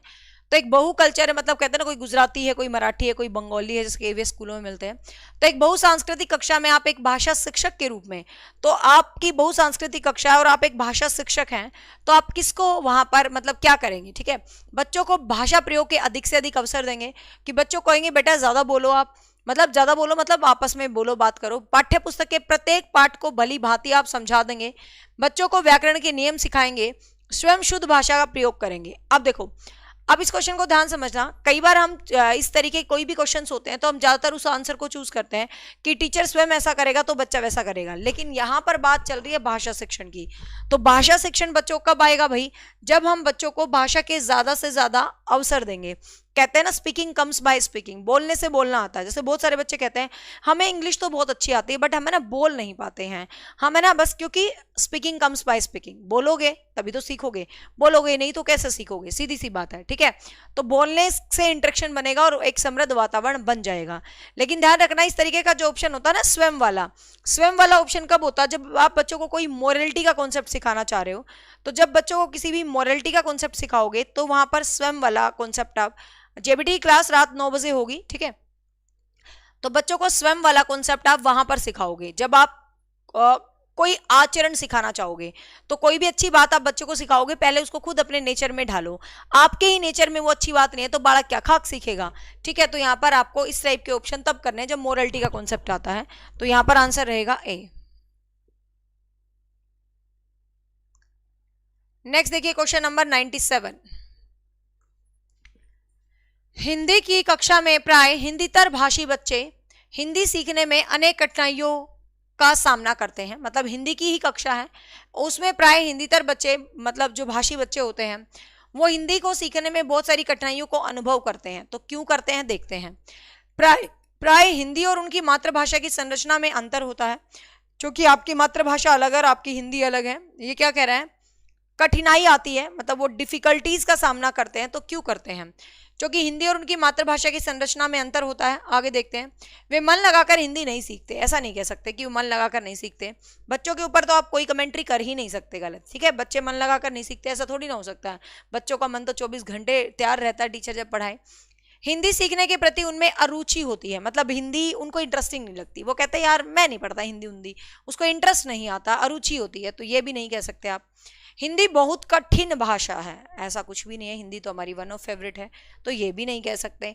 तो सीधी सी बात है भाई, हिंदी में प्रॉब्लम इसलिए हो रही है क्योंकि मान लो आप चले गए तमिल में, अब तमिल वालों को तेलुगु आएगी तो उसकी मातृभाषा का अलग टंग है, अपनी मातृभाषा, ये अपनी मतलब हरियाणा की बेसिकली हरियाणवी, तो अपनी अलग है, तो मातृभाषा का तालमेल नहीं बैठा पाता और बच्चा मातृभाषा से फैमिलियर होता है, तो ये प्रॉब्लम आती है। तो आंसर क्या रहेगा भाई, 1 रहेगा, ठीक है।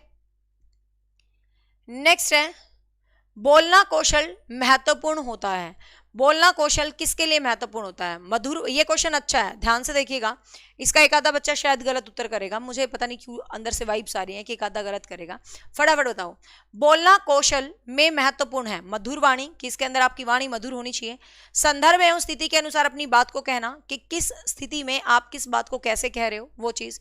स्पष्ट एवं शुद्ध उच्चारण, स्पष्ट एवं शुद्ध उच्चारण होना चाहिए आपका।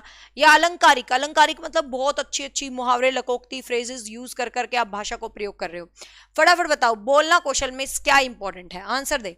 देखती हूँ सही दोगे या नहीं दोगे, क्योंकि ऐसे एक सिमिलर से ऑप्शन है दो, तो थोड़ा सा अटकने की गुंजाइश है, इसलिए मैंने आपसे पूछा है ताकि आप कभी ना भूलो ऐसे क्वेश्चंस को जो दिखने में सेम लगते हैं। 98 का फटाफट से सही उत्तर दे, कौन देगा सबसे पहले? कोई सी बोल रहा है, कोई बी बोल रहा है। सी, बी, मेरे को पता था, मतलब मेरे को ये पता होता है कि स्टूडेंट गलत कहाँ कर सकता है क्वेश्चन, 100%। मतलब मुझे ये पता होता है कि तुम कहाँ पर गलतियां कर सकते हो, और तुमने एग्जैक्टली वही गलती करी है। जो सी उत्तर दे रहे हैं, कृपा करके ध्यान से सुनिएगा, कृपा करके ध्यान से सुनिएगा। बोलने के कौशल में सबसे इंपॉर्टेंट चीज क्या है? यहां पर मैंने कहा था जब दो ऑप्शंस में जबरदस्त वाला क्लैश हो तो मैं 2 मिनट के लिए इसीलिए रुकती हूं ताकि वो समझ जाओ आप चीज। देखो, मधुर वाणी तो छोड़ दो, अब हमारी इतनी मधुर नहीं है तो भी हम तो बोलेंगे भाई। अलंकारिक भाषा, हमें शौक नहीं है इतना ज्यादा अलंकृत करने का, डेकोर करने का, ईडियम फ्रेजेस हर बात में लाने का। इन दो को छोड़ दो, आप कंफ्यूज हो इन दो में, किसी का आंसर बी है और 50-50 चल रहा है। आप ध्यान से कहो, संदर्भ एवं स्थिति के अनुसार अपनी भाषा को कहना, स्पष्ट एवं शुद्ध उच्चारण। नो डाउट, आप जब स्पीकिंग कौशल करते हैं तो आपका उच्चारण स्पष्ट होना चाहिए, शुद्ध होना चाहिए, क्योंकि स्पष्ट होगा, शुद्ध होगा तो दूसरा समझेगा। लेकिन आपका उच्चारण शुद्ध भी है, स्पष्ट भी है, पर आपको ये नहीं पता कहाँ क्या बोलना है। आप गए तो किसी की, एक कहावत हो गया ना, एक नेताजी वोट मांगने आए, सुनना एक बार। एक नेताजी वोट मांगने आए तो गांव वालों से कहा तुम मुझे वोट दो, वोट देने के बाद तुम्हारी जो जो मांगे है मैं सारी पूरी कर दूंगा, है ना, ऐसा बोला नेता ने। तो एक बंदे ने कहा कि हमारे गांव में है ना शमशान घाट नहीं है, तो उसने कहा मुझे वोट दो, घर घर शमशान घाट बनवा दूंगा। अब उसकी स्पष्ट तो थी, उसका उच्चारण शुद्ध भी था, उसका उच्चारण स्पष्ट भी था, बट उसको ये नहीं पता था किस संदर्भ में और किस स्थिति में कैसे बिहेव करते हैं। समझ रहे हो? तो कहने का मतलब, आप जब स्पीकिंग कौशल आपके अंदर है तो स्पष्टता, संदर्भता जरूरी है, बट हमें तो बेस्ट ऑप्शंस पे जाना है। तो संदर्भ एवं स्थिति के अनुसार अपनी भाषा को कैसे रखना है, ये चीज मैटर करता है। आपको पता होना चाहिए आपको कहाँ क्या बोलना, कहीं कुछ भी बोल दें ऐसा थोड़ी ना होता है। ठीक है, तो आंसर की प्रायोरिटी बी की जाएगी, बी रहेगा। सेम ऐसा ही क्वेश्चन आता, आपको पता होगा, बहुत पहले आता था, आजकल तो नहीं आता, कि एक अध्यापक का एक अच्छा गुण क्या हो सकता है, मतलब एक टीचर का अच्छा गुण क्या हो सकता है एक अध्यापक का। तो एक अध्यापक का अच्छा गुण क्या हो सकता है कि अध्यापक के अंदर विषय का ज्ञान हो। फटाफट से इस क्वेश्चन को भी करना, इसमें भी यही ऑप्शंस आते हैं और बच्चा कंफ्यूज होता है। एक प्राथमिक स्तर पे है अध्यापक और एक है उच्च प्राथमिक पर। ठीक है, एक अध्यापक है आपका पीआरटी लेवल पर, ये प्राथमिक उच्च प्राथमिक लिखने में बड़ा टाइम लगता है। एक है 1 to 5 और एक है 6 to 8। ठीक है, ये दो अध्यापक हैं। अलग अलग क्वेश्चन पूछता है तो हम डिफाइन कर देते हैं, बट वो सिंपल पूछ रहा है कि एक अध्यापक का क्या गुण होना चाहिए, ना उसने यहाँ पर प्राइमरी किया ना सिंपल किया। तो एक है विषय का ज्ञान और एक है अच्छा संप्रेषण कौशल, अच्छा संप्रेषण कौशल, और एक है दृढ़ता, धैर्य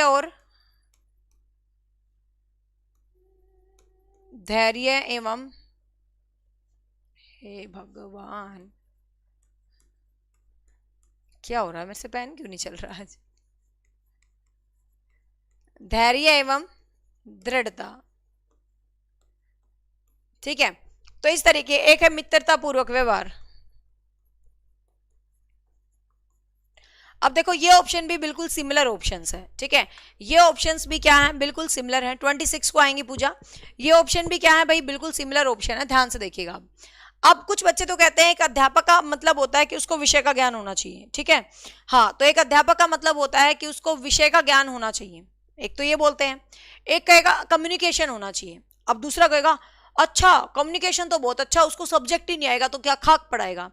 एक कहेगा यार सब्जेक्ट तो मुझे बहुत अच्छा आता है बट उसको पढ़ाना ही नहीं आता तो क्या खाक पढ़ाएगा। तो कहने का मतलब इन दो पे आप कंफ्यूज रहते हो। तो बात आती है किसको हम बेस्ट ऑप्शन देंगे। तो ध्यान रखना, जब भी वो पूछता है कि एक अध्यापक का विशेष गुण क्या होता है, तो एक अध्यापक का विशेष गुण होता है उसका कम्युनिकेशन स्किल। यदि आप एक अध्यापक हैं, ठीक है, आपको चीजें पढ़ानी ही नहीं आ रही है, आप धैर्य और दृढ़ता नहीं होगा, तभी तो मैं कह रही हूं ऐसे ऑप्शन को समझो, ऐसे ऑप्शन बहुत आते हैं। सपोज आप एक टीचर हैं, आपको यही नहीं पता मतलब कि बोलना कैसे है क्लास में खड़े होकर। आपने देखा होगा ना, कोई कोई लोग है ना पीएचडी होल्डर होते हैं, मतलब उनमें ज्ञान का अथाह भंडार भरा होता है, बट बालक उनको कतई पसंद नहीं करते, यूं कहते हैं यार पका दिया इस मास्टर ने, जा रहे तू क्लास में से। मतलब एक मास्टर आ जाए खड़ा होके आके, हेलो बच्चों आज हम पढ़ने वाले हैं, अब तुम्हें मजा थोड़ी ना आएगा उसकी क्लास में। तो कहने का मतलब एक टीचर जब क्लास में है तो उसका कम्युनिकेशन स्किल बहुत ज्यादा मैटर करता है कि वो किस तरीके से अपनी बात को रिप्रेजेंट कर रहा है। अब आप कहोगे विषय के ज्ञान बिना कैसे पढ़ेगा, देखो अब अध्यापक बन रहा है यार, कुछ तो विषय का ज्ञान होगा ना, तो थोड़ा तो होगा ही ना, बाकी धीरे धीरे अचीव कर लेगा, सीधी सी बात है। जैसे आप पूछते हो मैडम आप सारे सब्जेक्ट कैसे पढ़ाते हो, तो मेरे को कोई ना सारे सब्जेक्ट का ज्ञान थोड़ी ना था, बट भगवान की दया से अब तो मेरा गला बैठा हुआ है, but I have communication skill. मतलब ऐसा सभी बोलते हैं कि I am not appreciating my self, I am just explaining this question, ठीक है, मैं सिर्फ इस क्वेश्चन को एक्सप्लेन कर रही हूँ, कहीं को अपनी तारीफ कर रही है मैडम। तो हाँ, तो मेरा भाई कम्युनिकेशन सभी कहते हैं बचपन से ही अच्छा रहा है, भाषण देते थे, समझाने का तरीका अच्छा है।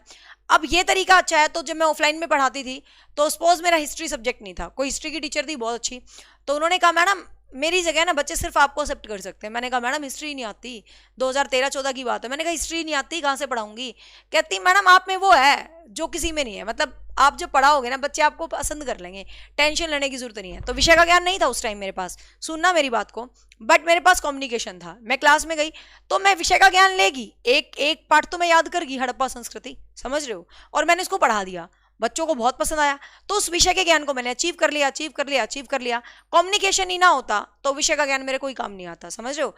तो एक अध्यापक का महत्वपूर्ण गुण होता है कम्युनिकेशन। क्लियर।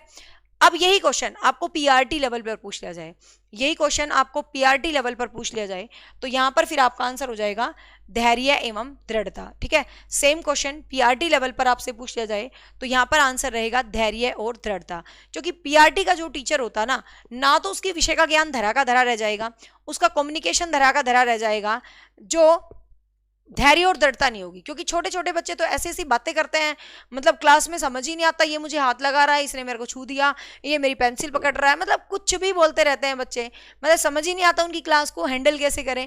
तो आपको क्या होना चाहिए भाई, धैर्य और दृढ़ता होनी चाहिए, ठीक है। हाँ, विषय का ज्ञान बहुत जरूरी है, विषय का ज्ञान मेरा टीचर अपाहिज है, ठीक है, लेकिन मेरा समझाने का मतलब है विषय का ज्ञान तो हम कर लेते हैं। अब हमें 2013 में पढ़ाने लगे तब इतना ज्ञान थोड़ा था जो अब हुआ। हर सेशन में हम अपने आप को अपडेट करते हैं, हर सेशन में सोचते हैं क्या नया निकाल ले, हर क्लास के साथ कुछ नया आता है, ठीक है। तो विषय का ज्ञान तो हमेशा अपडेट रहता है, आपको पता बंदा हमेशा लर्नर होता है। तो क्लियर, तो इसी तरीके का ये क्वेश्चन था, तो होप सो इस तरीके के क्वेश्चन को अब आप डील करना सीख गए। नेक्स्ट है, हाँ, ये एक पेपर के क्वेश्चन यहां खत्म हो जाएंगे, फिर दूसरा पेपर शायद शुरू हो जाएगा। हाँ,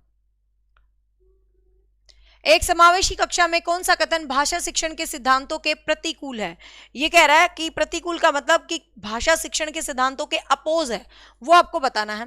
व्याकरण के नियम सिखाने से बच्चों का भाषा विकास शीघ्रता से होता है। ये कहता है यदि आप बच्चों को व्याकरण के नियम सिखा देते हो तो उनका भाषा विकास बहुत जल्दी हो जाएगा, क्योंकि आपने नियम सिखा दिए। समावेशी कक्षा में कौन सा कथन प्रतिकूल है। प्रतिकूल का मतलब जो अनुकूल नहीं है, मतलब एक तरह से नेगेटिव स्टेटमेंट कौन सी है इंक्लूसिव एजुकेशन में, ठीक है। तो व्याकरण सिखाने से बच्चों का भाषा विकास शीघ्रता से होता है। बच्चे परिवेश से प्राप्त भाषा को ग्रहण करते हैं, भाषा की नियम बना सकते हैं, बिल्कुल सही है। भाषा परिवेश में रहकर अर्जित की जा सकती है, बिल्कुल सही है। प्रिंट समृद्ध माहौल बनाकर भाषा सीखा जा सकता है, बिल्कुल सही है। तो आंसर क्या है 1, सिर्फ आप नियमों को याद करोगे, ठीक है। हाँ, तो व्याकरण के नियमों को बच्चों का भाषा विकास शीघ्रता से होता है, तो आंसर क्या रहेगा भाई, ए रहेगा, ठीक। आंसर क्या रहेगा, ए रहेगा। नेक्स्ट है, कहानी सुनाने से क्या होता है। कहानी सुनाने से बच्चों की कल्पना शक्ति और चिंतन शक्ति का विकास होता है, बच्चे खुश रहते हैं, बच्चे एकदम अटेंशन के साथ एकाग्रचित हो जाते हैं, अनुशासित रहते हैं। तो आपको पता है जब बच्चों को आप कहानियां सुनाते हैं, कैसा टाइम आ गया, अब तो कहानी कुहनी सारी दुनिया सब कुछ खत्म हो गया, ठीक है, सारी कहानियां सब खत्म, सारी कहानियां खत्म। हमारी दादी नानी कहानियां सुनाती थी हमें, ज्ञानी चोर की कहानियां, ठीक है। हाँ, तो मेरे को ध्यान है, तो कहानियां जब सुनते थे तो अटेंशन भी देते थे, शब्द भंडार में वृद्धि होती थी, चीजें भी सीखते थे, बच्चों की कल्पना शक्ति और चिंतन शक्ति का क्या होता था भाई, विकास होता था। मेरा बाबा एक मतलब बाबा, हम दादा को बोलते हैं, दादा नहीं बोलते, बाबा बोलते हैं, मेरे बाबा बहुत अच्छी अच्छी कहानी सुनाते थे। तो कहानी मतलब अच्छी चीज होती है। ठीक है, आंसर रहेगा ए। नेक्स्ट है, बच्चों के लेखन कौशल का मूल्यांकन करने के लिए कौन सी विधि सबसे महत्वपूर्ण होती है। मतलब बच्चों के लेखन कौशल का मतलब उनके राइटिंग स्किल को आप इवेलुएट करना चाहते हैं तो कौन सी विधि वहां पर महत्वपूर्ण होगी। सुंदर लेख का अभ्यास, मतलब सुंदर लेख लिखते रहो, प्रैक्टिस करते रहो, अपने अनुभव में लिखना, श्रुत लेख सुनकर लिखना, और पाठ आधारित प्रश्नों को उत्तर लिखना। मतलब आपके पाठ में जो प्रश्न है वो लिखे, या श्रुत सुनकर जो लिखना है वो लिखे, अपने अनुभव को लिखना, मतलब आपके एक्सपीरियंसेस को आप लिखना चाहते हो वो लिखे। ठीक है। हाँ, तो सुंदर, आपको पता है आपने लेखन स्किल्स को बढ़ाना है, तो लेखन स्किल्स को बढ़ाना है तो वहां पर क्या होगा भाई, आप बच्चों को कहो बेटा आपके जो जो एक्सपीरियंस है ना उनको लिख दो। ठीक है, तो वो अपने एक्सपीरियंस को खुद लिखेंगे तो उनका राइटिंग स्किल कहीं ना कहीं इनहेंस होगा। तो आंसर रहेगा बी। नेक्स्ट, एक भाषा शिक्षक के रूप में सबसे बड़ी चुनौती क्या है। आप एक भाषा के शिक्षक हैं, मतलब लैंग्वेज के टीचर हैं, तो आपके सामने सबसे बड़ा चैलेंज क्या है। बहुभाषिक कक्षा में शिक्षण के लिए उचित रणनीतियां बनानी, मतलब आपकी बहुभाषिक कक्षा है उसमें शिक्षण के लिए बहुत सारी रणनीति बनाना। ठीक है, आएंगे शालू कभी, मेरठ की भूमि बुलाएगी तो। बच्चों को भाषा सीखने के महत्व से परिचित करना। ठीक है, बस तुम्हारी शादी में आएंगे, क्योंकि मुझे तुम्हारी शक्ल देख के याद है, तुम you are the same girl जिसने मेरे निशा शर्मा लाइफस्टाइल चैनल पे कमेंट किया था मेरी फैमिली की वीडियो देख के कि अभी मेरी शादी नहीं हुई है, मेरी शादी होएगी तो मैं चाहती हूँ आपके जैसी फैमिली मिले, आपके जैसे बच्चे मिले, लेकिन अभी मेरी शादी नहीं हुई है। यू आर द सेम ना। हाँ, आपकी डीपी से मेरे को पहचान आ रहा है, क्योंकि निशा शर्मा लाइव पे लिमिटेड बच्चे कमेंट करते हैं, मतलब जो सिलेक्टेड से हैं, जो जुड़े हुए हैं, वो हर वीडियो पे कमेंट करते हैं, तो उनकी मेरे को ना पहचान ज़्यादा हो जाती है। अचीवर्स पे तो जैसे बहुत सारे करते हैं। हाँ, तो डोंट वरी, तेरी शादी में आएंगे मेरठ। चलो, अब बच्चों को भाषा सीखने के महत्व से परिचित करवाना, बच्चों की भाषा का संचार या बच्चों को भाषा का साधन। तो आपको बता भाई बहुभाषिकता कक्षा में क्या होगा, तो बहुभाषिक कक्षा में क्या होगा, टीचर क्या स्ट्रेटजीज बनाए। भाई मल्टीलिंग्विज्म है तो अलग अलग भाषाएं हैं, तो टीचर क्या स्ट्रेटजी बनाए उसके हिसाब से। ठीक है, तो यहां पर आपको ध्यान रखना है, तो यहां पर आपको आंसर करना है ए। ठीक है, यहां पर आंसर करना है ए 1। ठीक है, 1 रहेगा यहां पर आंसर। नेक्स्ट है, भाषा शिक्षण में पाठ्य पुस्तकें। भाषा शिक्षण में जो पाठ्य पुस्तकें हैं वो क्या रोल अदा करती हैं, वो बात कर लेते हैं। अनावश्यक है, उनकी कोई जरूरत ही नहीं है। भाषा शिक्षण है तो पाठ्य पुस्तक की कोई जरूरत नहीं है। ठीक है, हाँ, वेलकम चंदर। साध्य है, मतलब ये एक सोर्स के रूप में काम कर रही हैं, ये एक साधन है या एकमात्र संसाधन है। अब ध्यान से देखिएगा, भाषा शिक्षण ना तो साध्य है, मतलब ना तो किसी हेल्पर के रूप में काम कर रही हैं, ना आप कहेंगे कि ये अनावश्यक है, ऐसे नहीं कह सकते। एकमात्र संसाधन तो हो ही नहीं सकता। तो पाठ्य पुस्तक क्या है भाई, एक साधन के रूप में है, एक सोर्स के रूप में है। साध्य तो क्या होता है, जैसे कि जो उस साधन को अप्लीकेशन करे टीचर टाइप में। ठीक है, तो यहाँ पर पाठ्य पुस्तक आपके लिए क्या है, एक सिर्फ एकमात्र साधन है। ठीक है, तो आंसर रहेगा यहाँ पर डी है। आंसर क्या रहेगा भाई, डी। नेक्स्ट देखिएगा,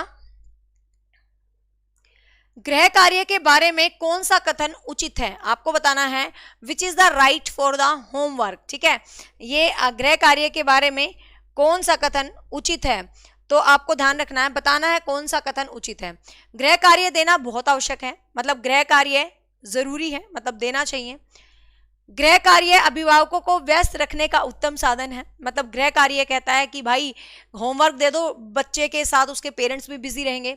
बच्चों की क्षमताओं स्तर के अनुसार गृह कार्य दिया जाना चाहिए। बच्चों की क्या कैपेबिलिटीज हैं, मतलब बच्चों की क्या उनके अंदर क्षमताएं हैं, कितना वो घर जाकर कर सकते हैं मैनेज, उस हिसाब से बच्चों को काम देना चाहिए, मतलब उनकी कैपेबिलिटीज के अकॉर्डिंग। ये नहीं है कि घर वाले लगे रहें, ऐसे नहीं देना चाहिए। गृह कार्य कक्षा में किए गए कार्य का अभ्यास होता है, सिर्फ क्लास में जो काम करा उसकी प्रैक्टिस होती है। तो आपको पता है गृह कार्य देने का मतलब क्या होता है। गृह कार्य, हाँ ठीक है, गृह कार्य देने का मतलब क्या होता है कि बच्चों की जो क्षमताएं होती हैं, स्तर होती हैं, गृह कार्य उनके हिसाब से दिया जाना चाहिए। ठीक है, तो आंसर क्या रहेगा यहाँ पर, सी। ठीक है, आंसर क्या रहेगा भाई, क्या वजह है? अच्छा, इन्वर्टर। तो आंसर क्या रहेगा भाई? सी। हाँ, सी रहेगा सही उत्तर। आगे चलते हैं, आगे देखते हैं। प्राथमिक स्तर पर बच्चों की भाषा शिक्षण के संदर्भ में कौन सा कथन असत्य है? प्राथमिक स्तर पर पूछा है, ठीक है, मतलब पीआरटी लेवल पर, और ये पेपर वैसे टीजीटी का है, बट पीआरटी लेवल पर बच्चों की भाषा शिक्षण के संदर्भ में कौन सा कथन असत्य है? असत्य पूछा है, ठीक है। सुधार के नाम पर की जाने वाली टिप्पणियों व निरर्थक अभ्यास से बच्चों की अरुचि उत्पन्न होती है। ये कहता है भाई आप सुधार के नाम पे बच्चों को कुछ कुछ देते रहते हो, उसमें बच्चों की अरुचि होती है, वो इंटरेस्ट नहीं लेते। भाषा से कक्षा के संदर्भ में कौन सा कथन असत्य है? ठीक है, असत्य बताना है। बच्चे समृद्ध भाषा परिवेश में सहज और स्वतः रूप से भाषा का परिमार्जन कर लेंगे। बिल्कुल कर लेंगे, 100% सत्य है भाई, बिल्कुल कर लेते हैं। बच्चे भाषा की जटिल और समृद्ध संरचनाओं के साथ विद्यालय आते हैं। बिल्कुल, वो पहले से ही भाषा के कॉम्प्लेक्स स्ट्रक्चर उनके पास होता है। बच्चों की भाषा संकल्पनाओं और विद्यालय में प्रचलित भाषा परिवेश में विरोधाभास ही भाषा सीखने में सहायक होता है। देखिए, अभी हमने 2-4 क्वेश्चन पहले पढ़ा था कि यदि विरोधाभास होगा तो वो डिफिकल्टी क्रिएट करता है, वो सहायक नहीं होगा। आपकी मदर टंग मेरी मदर टंग अलग है, तो थोड़ी सी वो डिफिकल्टी क्रिएट करेगा, लेकिन वो होगा तो वो संसाधन के रूप में, बट हल्की फुल्की क्या आएगी भाई, वहां पर डिफिकल्टीज क्रिएट आएगी।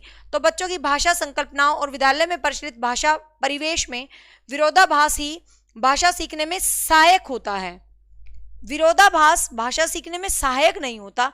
ये कह सकता था कि बच्चों की भाषा, देखो, सुधार के नाम पर की जाने वाली जटिल टिप्पणियां व निरर्थक अभ्यास से बच्चों में अरुचि उत्पन्न हो सकती है। सुधार के नाम पर की जाने वाली टिप्पणियां, यदि आप बच्चों को सुधार रहे हो, उसके लिए आप एफर्ट्स कर रहे हो, तो वहां पर बच्चों की अरुचि उत्पन्न हो जाती है, ऐसा भी नहीं कह सकते, ठीक है। तो भाषा, वैसे तो देखो इस ऑप्शंस के अंदर जो ए ऑप्शन है वो भी रोंग है, और बच्चों की भाषा संकल्पना और विद्यालय की भाषा परिवेश में विरोधाभास ही बच्चे को भाषा सीखने में सहायक होता है। तो विरोधाभास वैसे भाषा सीखने में सहायक नहीं होता, बट आपको पता है इंक्लूजन के हिसाब से क्या कहते हैं भाई, कैसी भी लैंग्वेज है एक बच्चा दूसरे से कहीं ना कहीं सीख ही लेता है, ठीक है। तो आंसर रहेगा 1।